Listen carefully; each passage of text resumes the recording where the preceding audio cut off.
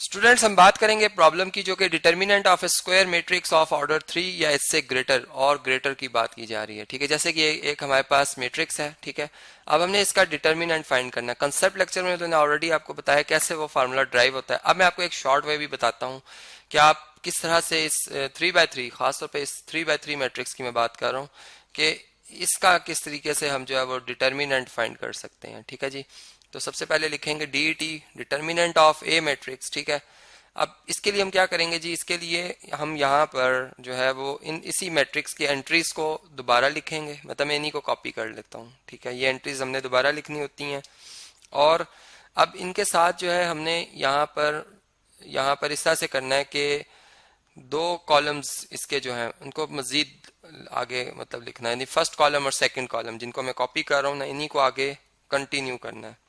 ठीक है, अब इस तरतीब में आप जब ये नंबर्स लिखेंगे तो अब इसमें जो प्रिंसिपल डायगोनल होता है या मेन डायगोनल होता है, जिसे हम ये जो एंट्रीज हैं ये मेन डायगोनल की है, आपने मेन डायगोनल की एंट्रीज को आपस में मल्टीप्लाई करना है। ठीक है, ये पहले मेन डायगोनल की एंट्रीज हैं। ठीक है, इनका सम, इनका मतलब इनका प्रोडक्ट लेना आपने। 3 1 टाइम 3 और 3 आ गया आंसर। अब 3 -1 से मल्टीप्लाई होगा तो -3 आएगा। ठीक है, इसी तरह अब जो सेकंड है, सेकंड डायगोनल है जिससे ये, तो ये 0 से मल्टीप्लाई होगा फिर 1 से, तो आपका आंसर क्या आएगा, -1 multiply by 0 0, 0 multiply by 1 is 0। ठीक है, और इसके बाद बल्कि 0 इधर लिख देता हूँ मैं। इसके बाद मतलब आपने इनका जो भी आंसर आएगा आपने इसको सम करना है, आपने इसका सम निकालना है। और इसी तरीके से 2 मल्टीप्लाई बाय 3 आएगा और फिर 3 मल्टीप्लाई बाय जो भी प्रोडक्ट आएगा, मतलब 2 मल्टीप्लाई बाय 3 होता है 6, 6 मल्टीप्लाई बाय 0 0। ठीक है, तो आप इसमें प्लस करेंगे 0, तो आपका ये आंसर जो भी आएगा जो कि अगर देखें तो -3 बनता है। ठीक है, इसी तरीके से अब आप जो सेकेंडरी डायगोनल है, या आप यूं कह लें कि यहाँ से ये डायगोनल बनता है, अब आप इन एंट्रीज को मल्टीप्लाई करेंगे तो 1 multiply by 1 1, 1 multiply by 2 is 2। ठीक है, 2 आ जाएगा। फिर 0 मल्टीप्लाई बाय 0 0, 0 मल्टीप्लाई बाय 3 क्या आ जाएगा, 0 आ जाएगा। ठीक है, तो यहाँ पे आ जाएगा +0। ठीक है, +0। फिर इसके बाद जो है आपने क्या करना है, -1 मल्टीप्लाई बाय 3 -3।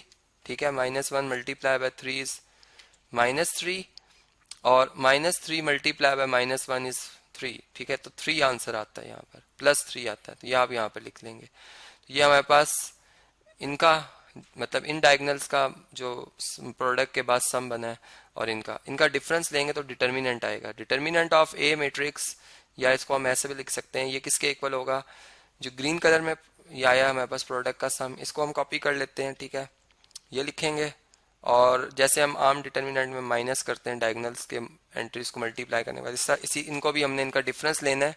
ठीक है, यहाँ पे इनका डिफरेंस लेना है और यहाँ पे नेगेटिव साइन पुट कर लेंगे। तो अब ये देखते हैं जी इसका क्या आंसर बनता है। ये हमारे पास बनेगा -3 में आप 0 ऐड कर लें, -3 ही रहता है, और 2 + 3 5 5, यहाँ पे -5 बन जाएगा, +5 -1 से मल्टीप्लाई होगा, तो -8 आपका आंसर आया। ठीक है, -8। अब ये आंसर अगर हमने देखना हो कि वाकई हमने दुरुस्त निकाला है इसका जवाब या इसमें कोई करेक्शन है, तो हम जो एक प्रॉपर वे या एक जो कंसेप्ट में मैंने आपको समझाया हुआ मेथड, जिसमें हम कोफैक्टर्स और माइनर्स की मदद से निकालते हैं डिटर्मिनेंट, अगर उस मेथड से भी आप देख लें तो यही आंसर आएगा। चलें इसको अब चेक करते हैं दूसरे मेथड से। ठीक है, डिटर्मिनेंट ऑफ ए मैट्रिक्स किस तरह से होता है जी, आपने जिस रो जिस कॉलम में ये एंट्री है उसको एज इट इज लिखना होता है। ठीक है, और अब इसके साथ जो साइन आएगा वो -1 की पावर 1 + 1, यानी फर्स्ट रो फर्स्ट कॉलम की वजह से 1 + 1 2 स्क्वायर, तो -1 का स्क्वायर +1, तो +1 3 से मल्टीप्लाई होकर +3 आएगा। और अब इसके साथ डिटर्मिनेंट बनाना है, और डिटर्मिनेंट में जो एंट्रीज आएंगी वो ये वाली आ जाएंगी 1 0।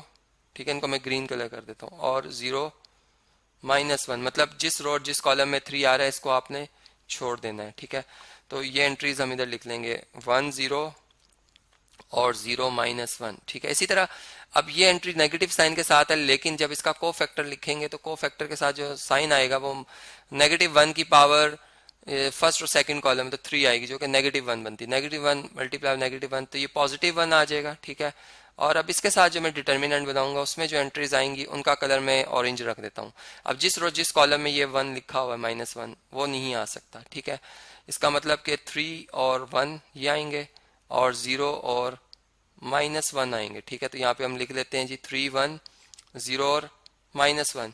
इसी तरह अब जो हमारा ये लास्ट नंबर है +2, इसका साइन प्लस इसलिए रहेगा क्योंकि -1 की पावर फर्स्ट और थर्ड कॉलम 4 है, 4 एक इवन नंबर है, इसलिए ये साइन जो भी इसका है वही रहेगा। मतलब अगर -2 होता तो -2 आता, +2 है तो +2 ही रहेगा। अब जिस रो जिस कॉलम में ये एंट्री है उसको छोड़ देंगे, मतलब ये इस रो को छोड़ देंगे, इस कॉलम को छोड़ देंगे, ठीक है। तो हमारे पास क्या आएगा जी, 3 1 1 0, ठीक है, 3 1 1 0 ये आ जाएंगी। अब इनका प्रोडक्ट लेना, इनके डायगोनल्स को पहले मल्टीप्लाई करके इनका डिफरेंस लेना होता है, ये आप जानते हैं बात। डिटर्मिनेंट हम इसी तरीके से फाइंड करते हैं, ठीक है। तो यहाँ पर मैंने एरोज शो कर दिए हैं।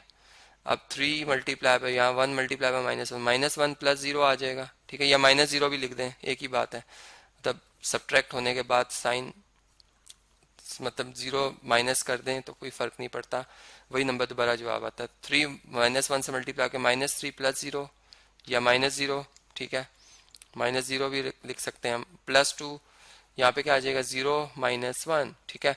ये बन जाएगा 3 multiply by -1 plus 1 multiply by -3 और 2 मल्टीप्लाई बाय -1, ठीक है। ये मैंने जल्दी जल्दी इसको सॉल्व किया, आप देख सकते हैं बहुत सिंपल सी कैलकुलेशन है। -3 -3 -2, तो ये बन गया -8। तो वही जवाब आया जो कि ऊपर मैंने आपको उस मेथड से बताया। तो अब जो मेथड आपको आसान लगता है या जो जल्दी आप समझते हैं कि मैं इससे जल्दी आंसर ला सकता हूँ, आप उस मेथड से जो है वो डिटर्मिनेंट ऑफ 3 by 3 मैट्रिक्स जो है वो फाइंड कर सकते हैं।